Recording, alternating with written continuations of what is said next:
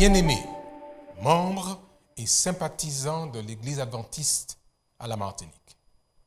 Dans ce temps particulièrement troublé, l'administration tient à vous assurer de son soutien. Il est crucial de nous rappeler cette promesse de Jésus-Christ à chaque disciple. Et voici, je suis avec vous tous les jours jusqu'à la fin du monde. Matthieu 28, verset 20. Malgré le fait que nos lieux de culte resteront fermés ce sabbat par prudence sanitaire, nous vous invitons tous à ne pas rester isolés, mais à vous rapprocher d'un service en ligne d'une de nos églises afin de maintenir allumée la flamme de notre communion fraternelle.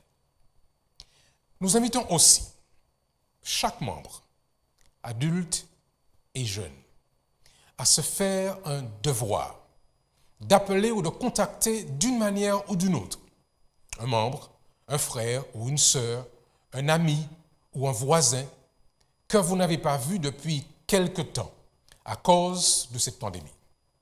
Si nous appelons ou contactons tous une personne, nous mettrons en branle une véritable vague de soutien fraternel au sein de notre communauté. Puisque personne n'est à l'abri de ce virus, nous vous encourageons tous à redoubler d'ardeur dans le respect des mesures barrières. Le lavage des mains, le port du masque, le respect des distances, ce à quoi nous voulons ajouter la confiance en Dieu. Aujourd'hui, nous voulons vous faire part d'une invitation spéciale. Invitation à l'attention de tous les professionnels de santé adventistes de la Martinique. En effet, une rencontre qui aura lieu en visioconférence autour de notre réponse face à la COVID-19 sur la plateforme Zoom se tiendra le samedi 21 août de 16h à 18h. Je dis bien samedi 21 août de 16h à 18h. Que vous soyez médecin, infirmier, sage-femme, médical ou paramédical, faites des plans pour participer à cette rencontre. L'Église adventiste du 7e jour à la Martinique, avec ses professionnels de santé, a une contribution unique à faire pour la santé des Martiniquais. Merci donc de faire des plans pour être là et d'en parler autour de vous, à vos collègues professionnels adventistes, que vous soyez actifs ou déjà à la retraite. Finalement, la semaine dernière, nous lancions un appel solennel à la prière que nous voulons renouveler aujourd'hui. Plusieurs de nos frères et sœurs ont été durement touchés par cette maladie. Certains sont encore en soins intensifs. Certaines familles sont dans le deuil. Prenons donc le temps, pendant ces heures sacrées du sabbat, pour intercéder de manière spécifique pour une personne. Faisons-le sincèrement et avec foi. Notre Dieu est à l'écoute de la prière fervente de ses enfants. Maranatha, Jésus revient bientôt.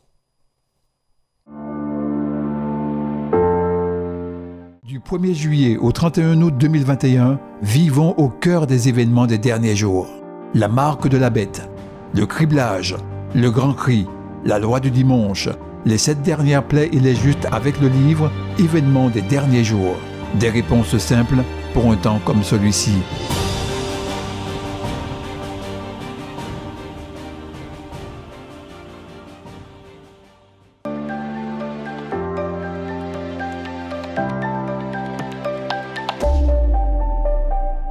Bien-aimés, chers amis, frères et sœurs, c'est avec plaisir que nous voulons prendre le temps d'ouvrir la parole de Dieu en ce jour.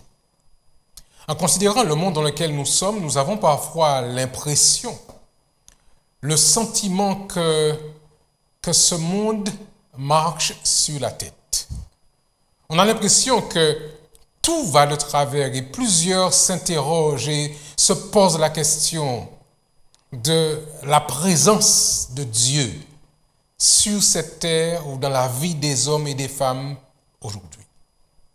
Ce matin, je voudrais vous entretenir autour d'une réflexion tirée du texte sacré, tirée du livre des Juges, et considérer le Dieu de l'impossible.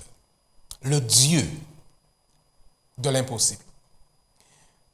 La Bible est remplie d'histoires ou de faits qui interpellent l'intelligence des hommes et des femmes. Dans le livre des Juges, au chapitre 6, vous avez avec moi ici un épisode de la vie des enfants d'Israël qui mérite que nous puissions nous y arrêter un instant.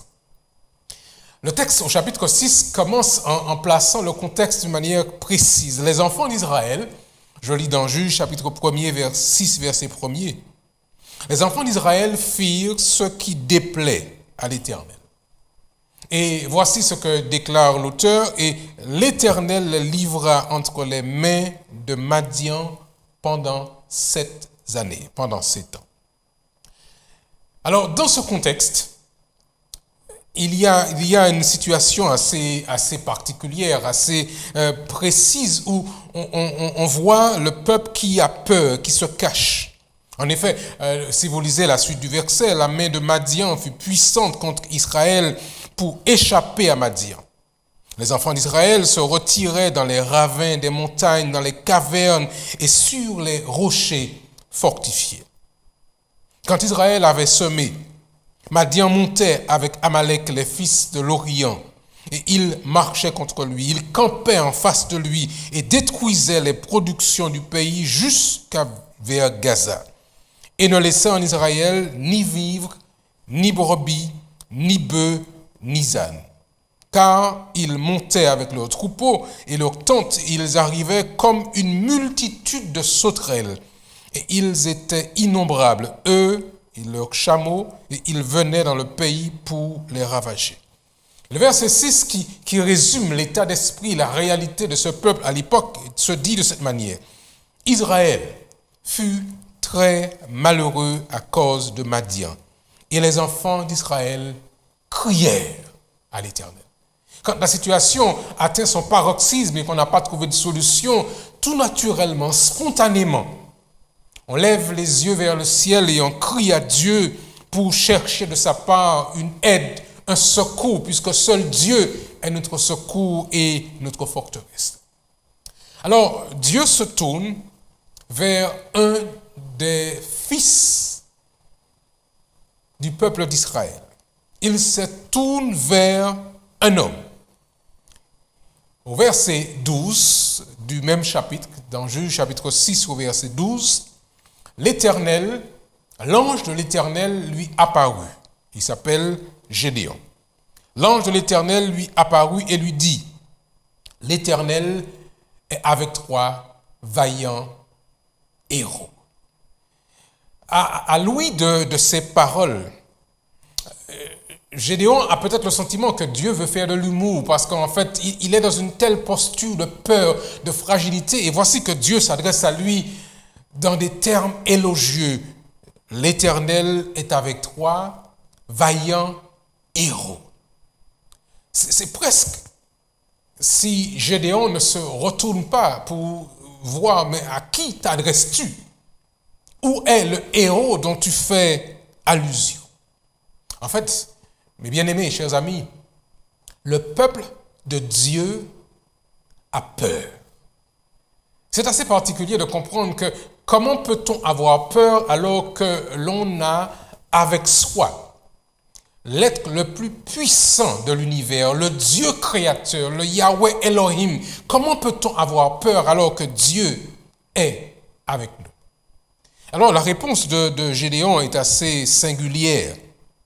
Il dit, ah mon Seigneur, avec quoi délivrerai-je Israël? Voici, ma famille est la plus pauvre en Manassé, et je suis le plus petit dans la maison de mon père. Et tu me parles de héros, tu dis que je suis cet héros. Avec quoi? Et l'Éternel s'adresse à son serviteur comme il s'adresse à nous aujourd'hui, chers amis, ce matin. Et il lui dit, je serai avec toi. C'est une parole forte, une parole d'encouragement où Dieu, le Tout-Puissant, déclare « Je serai avec toi ». Vous vous rappelez que Jésus reprenait cette déclaration quand il disait dans Matthieu chapitre 28 et au verset 20 « Et voici, je suis avec vous tous les jours et jusqu'à la fin du monde ». Dieu promet d'être avec nous. Il y a dans la situation du peuple des enfants d'Israël une grande similitude entre la condition des enfants d'Israël d'alors et la condition de l'Église chrétienne aujourd'hui. Il me semble, chers amis, que dans ce monde troublé, dans ce temps de trouble, le peuple a peur, l'Église a peur, les hommes autour de nous ont peur. Et pourtant, nous avons à notre disposition, nous avons à côté de nous le Dieu de l'impossible. Jérubbaal, c'est aussi son nom, Jérubbaal, que Baal combatte ou que Baal se défende lui-même, c'était le sens de son nom, est en situation de peur, en situation de grande fragilité. Or, son nom Gédéon signifie celui qui taille, celui qui fend, celui qui fait tomber. Donc déjà, par l'appellation de cet homme, déjà il y avait une indication de ce que Dieu peut se servir de son peuple, se servir de ses enfants pour pouvoir ouvrir un chemin, pour faire tomber l'ennemi. Si vous lisez la suite de l'histoire dans le livre de Juge au chapitre 7, vous découvrirez, mes bien-aimés, comment Dieu va réaliser la délivrance de son peuple en faisant battre en retraite tout ce peuple qui avait été la cause de la peur des enfants d'Israël. En effet, quand vous lirez tout ceci, vous découvrirez comment Gédéon va être l'instrument que Dieu va utiliser pour pouvoir libérer son peuple. En effet, au chapitre 7, au verset 1er, je lis ce qui suit, Jérubbaal, qui est Gédéon, et tout le peuple qui était avec lui, se levèrent de bon matin et campèrent près de la source de Harod. Le camp de Madian était au nord de Gédéon, vers la colline de Morée dans la vallée.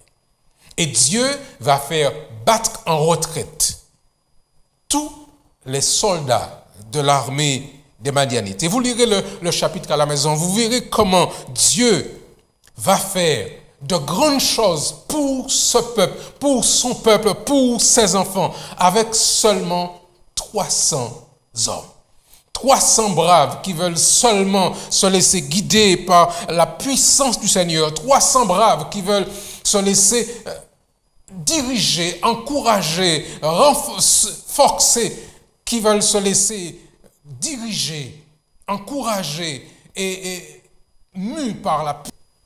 Bien-aimés, chers amis, frères et sœurs, aujourd'hui, comme les enfants d'Israël, nous devons apprendre à identifier nos peurs, à confronter ces peurs, à les regarder dans les yeux, puisque nous savons que nous sommes soutenus par le Tout-Puissant, celui qui nous dit « Je serai avec toi ».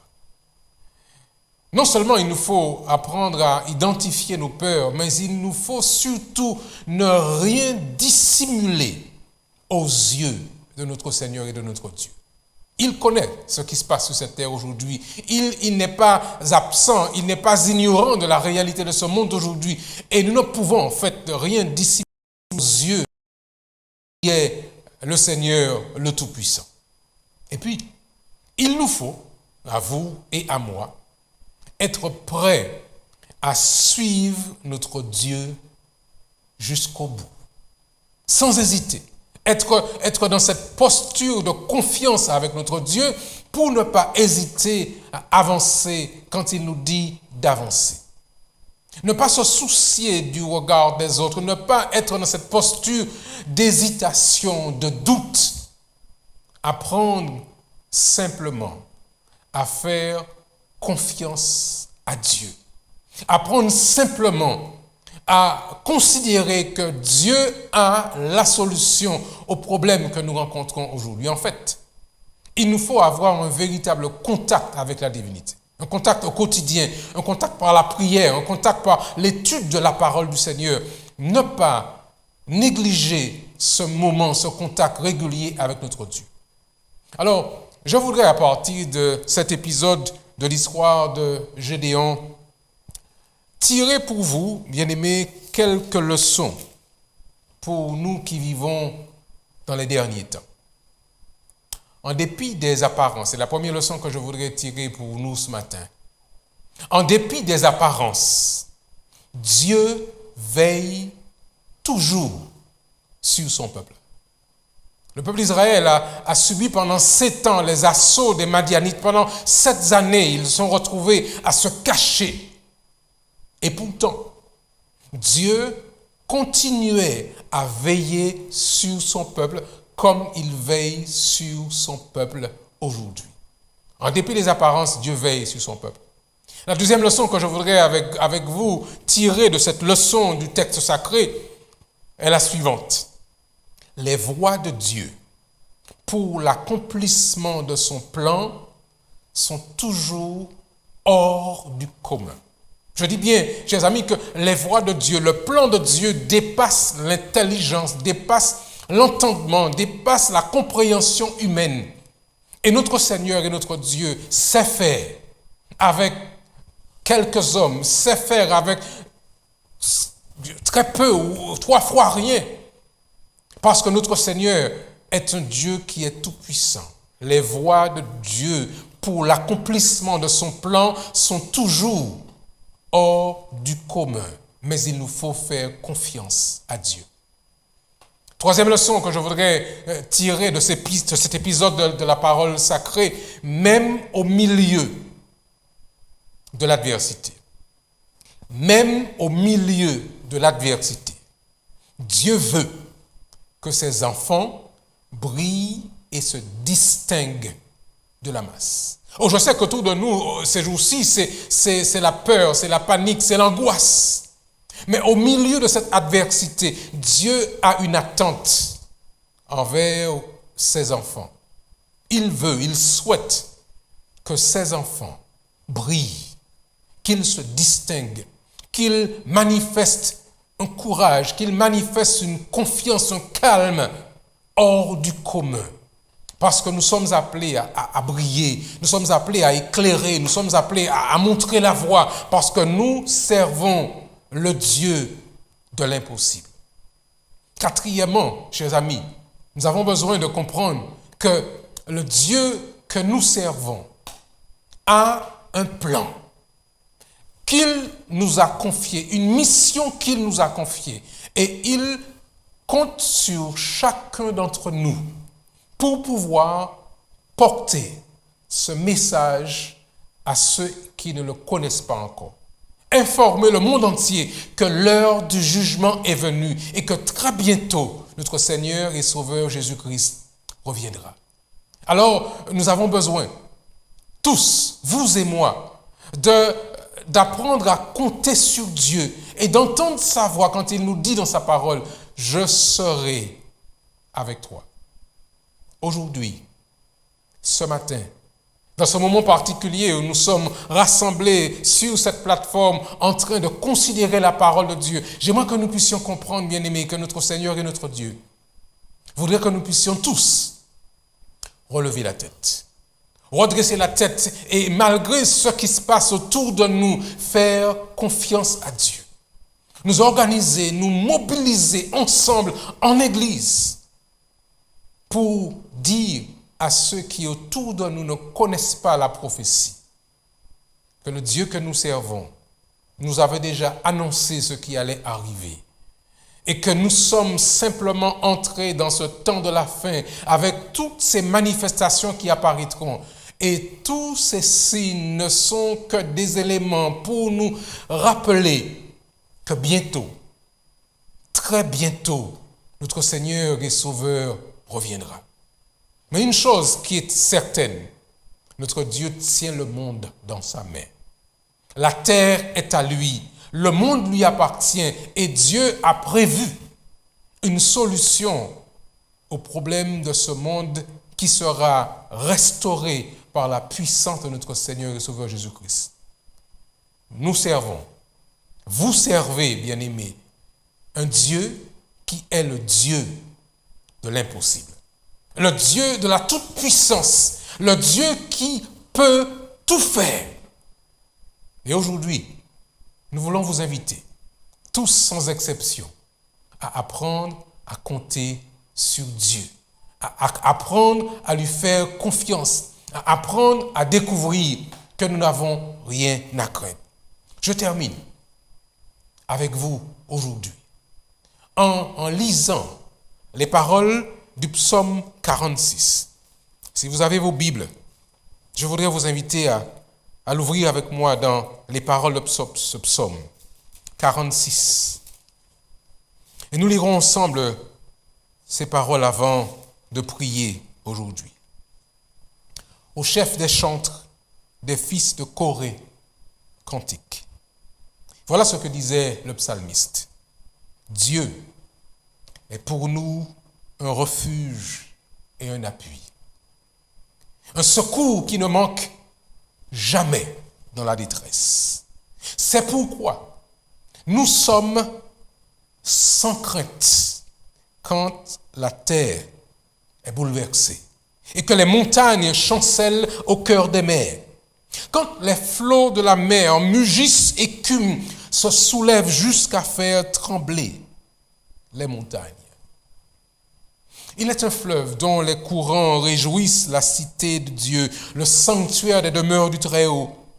Dieu est au milieu d'elle. Elle n'est point ébranlée. Dieu la secourt dès l'aube du matin. Des nations s'agitent. Des royaumes s'ébranlent. Il fait entendre sa voix et la terre se fond d'épouvante. Et puis j'aime la manière dont le psalmiste va terminer ce cantique à la gloire de Dieu. L'Éternel des armées est avec nous. Le Dieu de Jacob est pour nous une haute retraite. Venez, contemplez les œuvres de l'Éternel, les ravages qu'il a opérés sur la terre. C'est lui qui a fait cesser les combats jusqu'au bout de la terre. Il a brisé l'arc. Il a rompu la lance. Il a consumé par le feu les chars de guerre.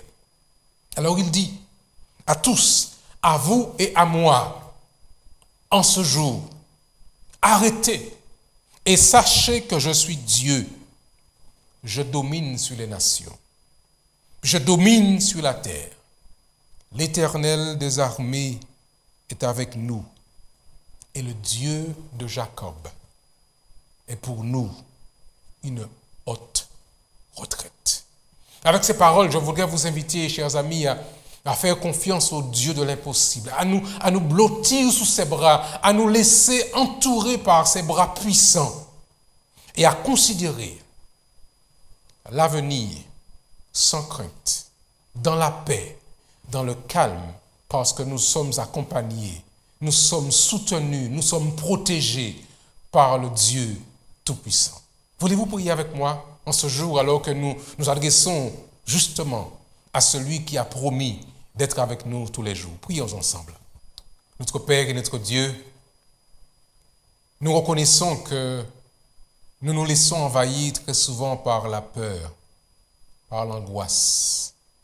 Mais nous reconnaissons aussi au travers de l'expérience de Gédéon que tu es un Dieu qui est tout-puissant, un Dieu qui vient à notre rencontre, un Dieu qui vient à notre secours. Accorde-nous, Seigneur, d'apprendre à te faire confiance, à déposer à tes pieds nos fardeaux, nos peurs et nos angoisses. Donne-nous de pouvoir devenir par ton Esprit Saint la lumière que tu attends de nous. Cette lumière qui montrera à nos frères, nos sœurs, nos amis, le chemin, la voie, Jésus-Christ. Viens à notre secours. Réconforte ceux qui sont dans le deuil, ceux qui sont dans la tristesse. Et quel que soit ce qui se passe autour de nous, place dans nos cœurs, je te prie Seigneur, cette paix, la paix que toi seul peux donner. Bénis ton peuple, bénis tes enfants, et que ton amour, ta grâce demeure avec chacun d'entre nous. C'est au nom de Jésus que nous t'avons prié, et pour ta gloire. Amen. Amen. Nous vous disons, chers amis, à très bientôt, et que Dieu vous bénisse. Du 1er juillet au 31 août 2021, vivons au cœur des événements des derniers jours. La marque de la bête, le criblage, le grand cri, la loi du dimanche, les 7 dernières plaies et les justes avec le livre « Événements des derniers jours ». Des réponses simples pour un temps comme celui-ci.